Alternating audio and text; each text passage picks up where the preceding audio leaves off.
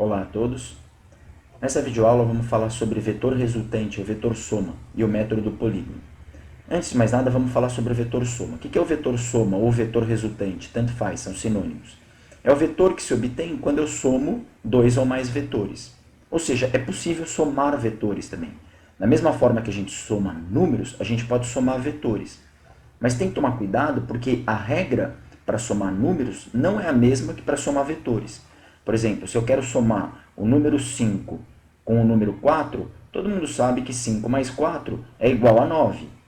Mas um vetor cujo módulo vale 5 mais um vetor cujo módulo vale 4 não necessariamente dá um vetor cujo módulo vale 9. Existem regras próprias para se somar vetores. E nesse vídeo é o vídeo que a gente vai começar a falar sobre isso. Quais são as regras e como se usam elas. Mas vamos lá. Primeiro, matematicamente falando, como é que eu defino o vetor soma ou vetor resultante? A definição matemática dele é essa daqui. Por exemplo, vamos supor que eu chame ele de vetor resultante. O vetor resultante ele é dado pela soma de dois ou mais vetores. A mais B mais C e quantos vetores tiverem aí. Esse daqui é o vetor resultante, é aquele que resulta de todos os vetores que eu tenho. Também chamado de vetor soma. Tanto faz representar pelo R de resultante ou pelo S de soma. Eu prefiro R, mas tanto faz. O vetor soma é o vetor que se obtém quando eu somo dois ou mais vetores. Mas, como eu disse, tem que tomar cuidado, porque essa soma não é soma de números. Se esse vetor aqui, é o que eu estava dizendo, se esse vetor, o módulo vale 5, esse vale 5 e esse vale 5, não necessariamente a soma vai dar 15. Então, como é que eu faço para somar vetores? Vamos ver regra por regra. Primeiro vamos ver os casos mais simples e depois a gente vai aumentando de complexidade. Eu trouxe dois casos aqui que são bem simples. Se eu quiser descobrir quanto vale o vetor soma nessa situação, que eu tenho um vetor para a direita que vale 3 e um vetor também para a direita que vale 4, repara que esses dois vetores têm a mesma direção horizontal. E eles têm o mesmo sentido também. Os dois são para a direita. Nesse caso, o vetor soma, que eu vou colocar aqui em azul, o vetor soma nesse caso, ele vale, tentar fazer o mais retinho possível, nesse caso o vetor soma vale 7 unidades. Eu dei o exemplo com força, né? 7, então seriam 7 newtons. Repara que eu tomei o cuidado de desenhar o vetor 4 maior do que o vetor 3, porque lembra que o módulo de um vetor é proporcional ao tamanho dele. E o vetor resultante nesse caso, é o vetor cujo módulo, cuja intensidade vale 7 newtons. Então, quando dois vetores estão no mesmo sentido, como é que eu obtenho o vetor resultante? É só somar os módulos. Esse é o caso mais simples, porque daí é igual a somar números mesmo. Se eu tivesse que somar o número 3 com o número 4, daria o número 7. E essa regra da soma de números se aplica só se os vetores têm a mesma direção e o mesmo sentido. Agora, nesse caso aqui da direita, por exemplo, aí já não é mais a mesma regra.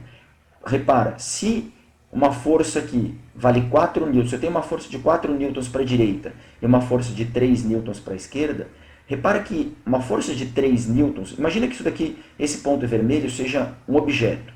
Se alguém empurra esse objeto para a esquerda com 3 newtons e outra pessoa empurra esse mesmo objeto ao mesmo tempo com 4 newtons para a direita ao mesmo tempo, vocês concordam comigo que esse objeto, esse 3 newtons que alguém está fazendo nesse objeto para a esquerda, cancela parcialmente esses 4 newtons para a direita? Não cancela tudo, não é verdade?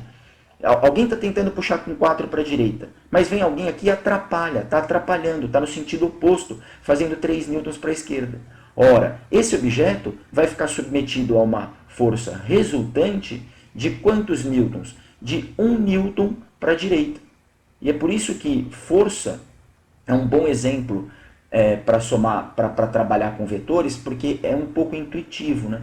É um pouco intuitivo que se alguém empurra um objeto com 3 newtons para a esquerda e alguém está fazendo uma força nesse objeto ao mesmo tempo com 4 newtons para a direita, então esse objeto acaba indo com 1 newton para a direita, não é verdade? Então, nesse caso, esse é o vetor soma, ou o vetor resultante, e o módulo dele vale agora 1 newton. Então, notem uma coisa importante. Ó. Nos dois casos, eu descobri o vetor soma. Foi o vetor soma. Eu somei esse vetor de 3 newtons com esse vetor de 4 newtons. E deu como resposta um vetor de 7 newtons. E nesse caso da direita, eu também somei. Não, professor, você subtraiu. Não, eu somei um vetor de 3 newtons com um vetor de 4 newtons e o vetor resultante deu um vetor de 1 newton. E nota que eu desenhei o vetor de 1 newton pequenininho, ó, porque 1 é muito menor do que 3 e 4.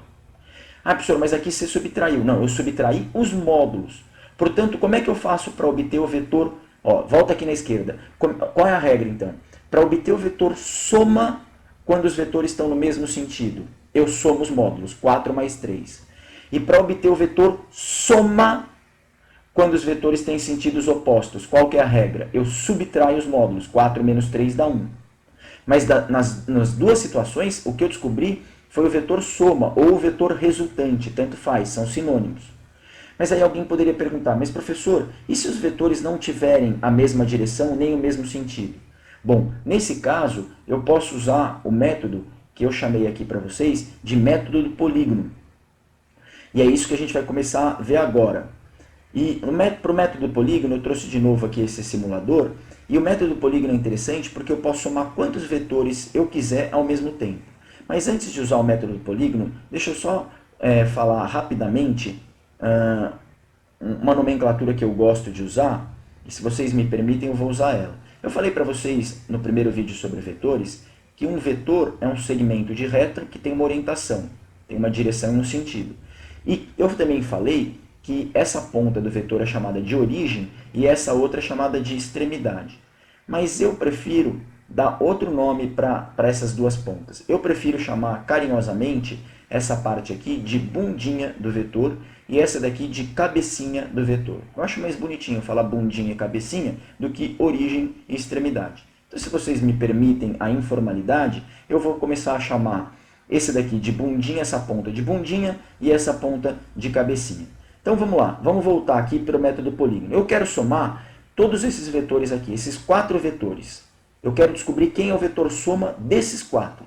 Como é que eu faço para desenhar o vetor soma pelo método do polígono? Primeiro eu vou ensinar a desenhar o vetor soma. Depois a gente aprende a calcular o vetor soma. Para desenhar o vetor soma pelo método do polígono, a regra é assim. Eu pego a bundinha do vetor, de um vetor qualquer, arrasto esse vetor até que a bundinha fique localizada na cabecinha do outro vetor. Tá vendo? Eu encaixei, ó, repara, essa é a bundinha, e eu vou pegar essa bundinha e encaixar na cabecinha desse. Depois eu pego um próximo vetor e pego a bundinha desse e coloco na cabecinha desse. E repara que quando eu faço isso, eu não modifico o vetor que eu estou arrastando. Eu mantenho a mesma direção e o mesmo sentido e o mesmo tamanho dele. Eu só arrasto mesmo. E depois, finalmente, ó, eu pego essa bundinha e coloco na cabecinha desse daqui. Quem que vai ser o vetor soma que eu vou desenhar em verde aqui? Eu vou apertar esse botãozinho e ele já me mostra o vetor soma.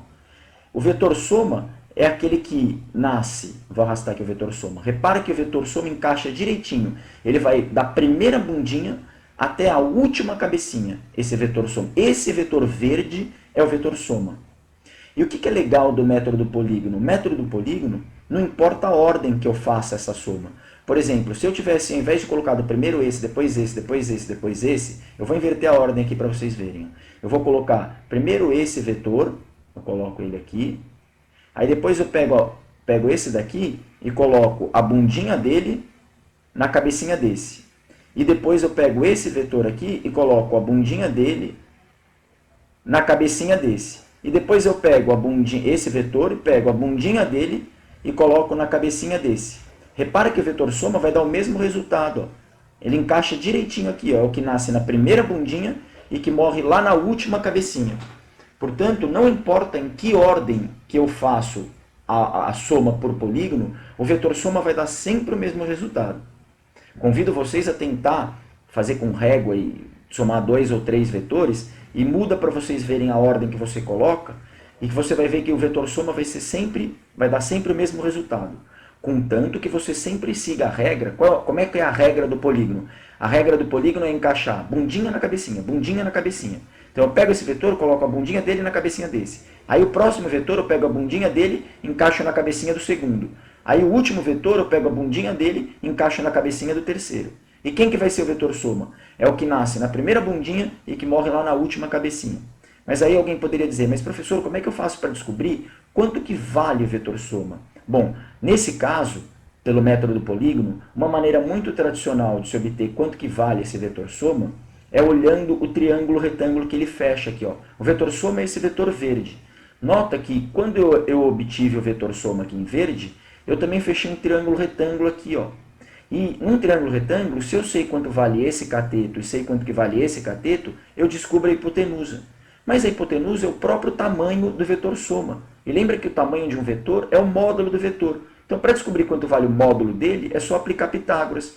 Nesse caso em particular, esse cateto eu fiz de propósito para esse cateto valer 3, esse cateto vale 4, e vocês já viram que esse triângulo é o triângulo pitagórico, né? Se esse cateto vale 3 e esse cateto vale 4, a hipotenusa vale quanto? Vale 5, né? E esse é um caso muito comum em exercício de vetores, aparecer o triângulo pitagórico 3, 4 e 5. Então, quanto que vale o módulo desse vetor verde? 5 unidades. Por quê? Porque essa vale 3 e essa vale 4. Bom, é isso. Vejo vocês no próximo vídeo e até logo.